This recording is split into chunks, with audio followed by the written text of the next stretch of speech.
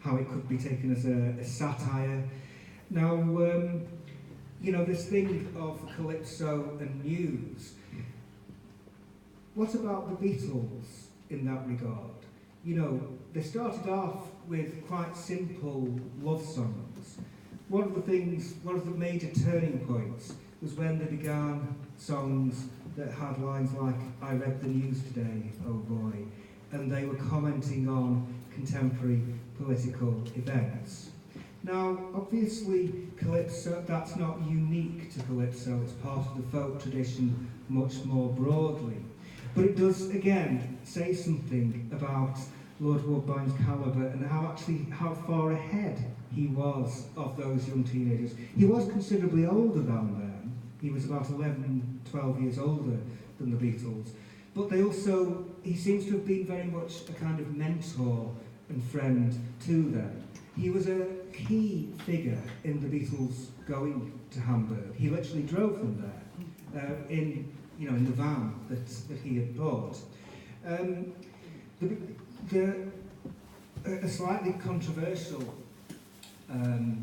partnership when we're talking about the history of Lord Woodbine and the Beatles is that of the late Alan Williams, who died in 2016. So Alan Williams was Lord Woodbine's business partner. They had a range of shared ventures, including setting up and maintaining various clubs as music promoters. Sometimes in the conventional Beatles histories, people might say, "Oh well, Alan Williams wasn't technically their manager because there isn't a contract to prove it and things." But the point is, Alan Williams was a key figure in the early Beatles story, but what's less known is that Lord Woodbine was his equal partner. So, again, in addition to the musical side of things, the first singer-songwriter the young Beatles ever met, there was a professional side to this as well, in terms of their early years in Liverpool and how Woodbine and Williams assisted in getting them bookings. So, the way that I understand the history, but obviously I wasn't there, but what I want to emphasise is the consistency of these different viewpoints. I mentioned Vinnie Ismail earlier on. Vinnie Ismail died in 2007, but I interviewed his manager, George Roberts, a number of times. And George told me at length how this young Somali-Irish guitarist, about it wasn't just John Lennon and Paul McCartney, lots of young Liverpudlian guitarists saw Vinnie as a mentor.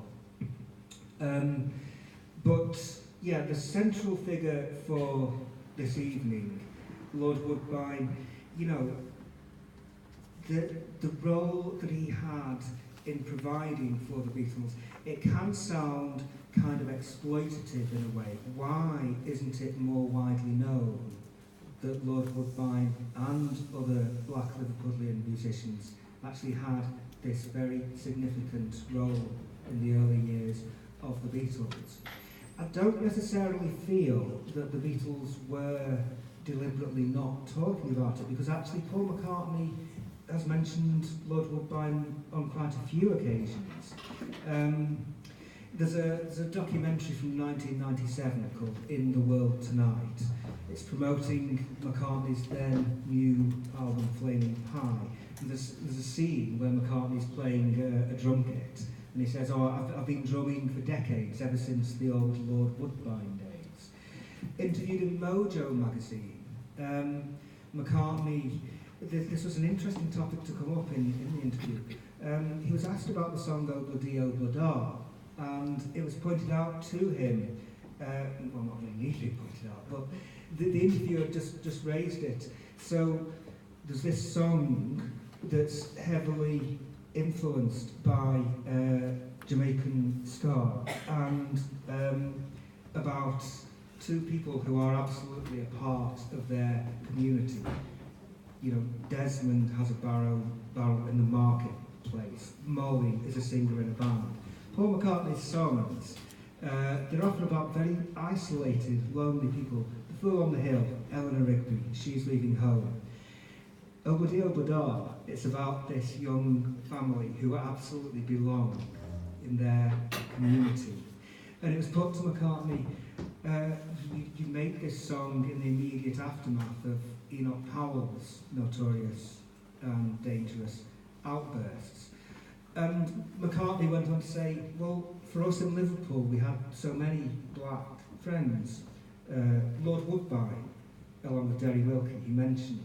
McCartney mentions Woodbine's name as if the readers of the interviews will know who he is. I tried to interview Paul McCartney in connection with this. I contacted his office. I didn't get an acknowledgement. Academics don't usually get to interview musicians. Journalists do, but I'm not a journalist. But in a minute we can perhaps have some questions or comments, because I know there are various people here who will have known Lord Woodbine. I never actually had the pleasure of meeting him in person. But this thing of the Beatles and their enthusiasm for, in particular, black music. We see that, of course, in Paul McCartney's career at various times, with Michael Jackson, Stevie Wonder, Kanye West. More controversial was in 1973 when McCartney and Wings went to Lagos to record the album that became Band on the Run. And there was an argument there with Fela Kuti, who basically said that McCartney had come to Lagos to try and exploit local Nigerian musicians to see what he could incorporate into his own work.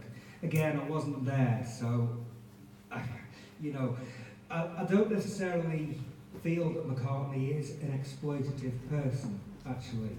What I think also needs to be emphasised when we're talking about Lord Woodbine is Woodbine's generosity to the Beatles.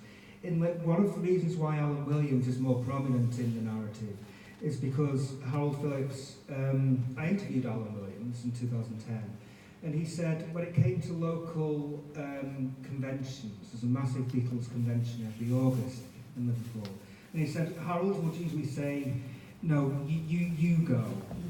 And he'd always got something else that was going on. If you look at Anthony Hogan's book, if you look at the entry in the Dictionary of National Biography, Lord Woodbine had a tremendously eclectic range of interests.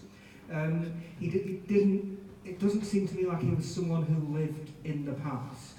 He never made any money out of his connection with the Beatles, unlike a lot of people who were far less close to him. One song that I recommend you have a listen to, I think you'll probably know of it. In the last year of his life, John Lennon made a song called Beautiful Boy, Darling Boy, a song for his then 5-year-old son, Sean. This was in the last year of Lennon's life. This song about a child, and also another lesser-known song, Lennon song from 1980, called Borrowed Time. If you just notice the steel pans on those arrangements, because sometimes, someone said to me, well, it's not like you could imagine steel pan versions of the Beatles songs. Actually, there's a great deal that you can hear from, what's the name of that band? The Guinness? There's an album I recommend of steel pan interpretations of the Beatles.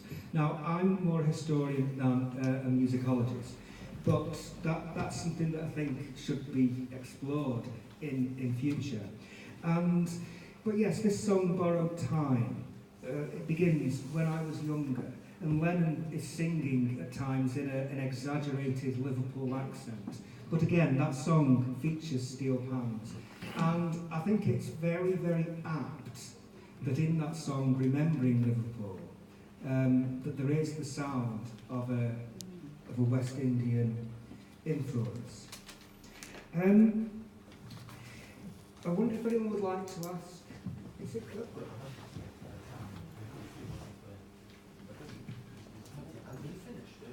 Well, I just wonder. Okay, yeah, no, okay, that's right. Yeah, okay.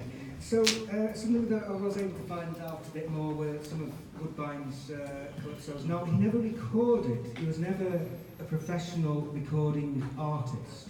He was more of a live performer.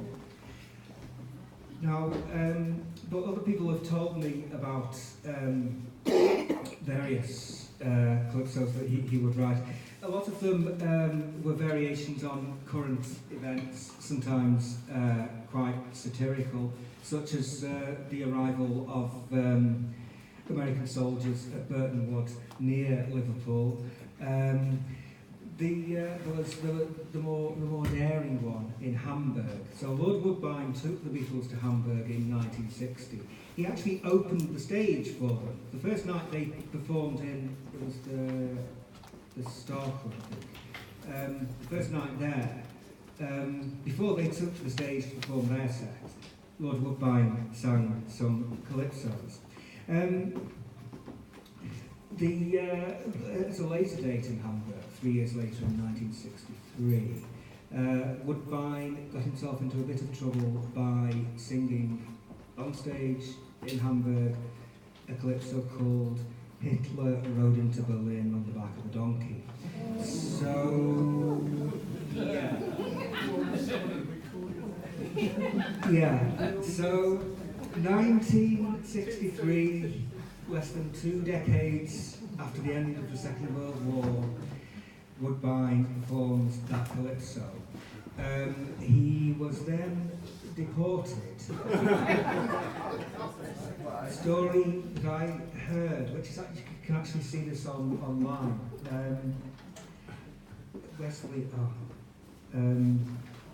Westport. But yeah, so they tried to deport him and gave him a ticket. Apparently he then sold the ticket and stayed in Hamburg. But soon after did come back to Liverpool. He continued performing in Liverpool at various venues. The Jokers Club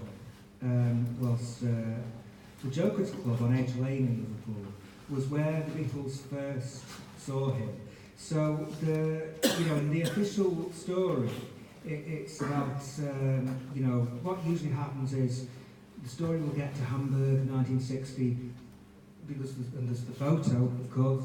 So and that's where Lord Woodbine is first mentioned, but it's usually just a paragraph. But actually the connection goes further back to around 1958. So, and it was actually before the Jacaranda. The Jacaranda Club was opened by Williams before he and Woodbine became business partners. But this important thing to emphasise is how the young Lennon and McCartney sort of consciously sought out music